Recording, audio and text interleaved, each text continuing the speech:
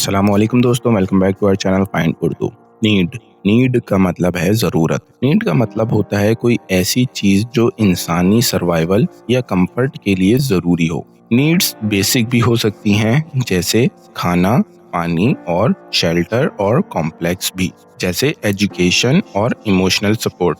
ये लफ्ज़ अक्सर प्रैक्टिकल और इमोशनल सिचुएशंस में यूज़ होता है। फॉर एग्जांपल, हर इंसान को अपनी बेसिक नीड्स के लिए स्ट्रगल करना पड़ता है। Food and water are the basic needs of every human being. खाना और पानी हर इंसान की बुनियादी ज़रूरत है।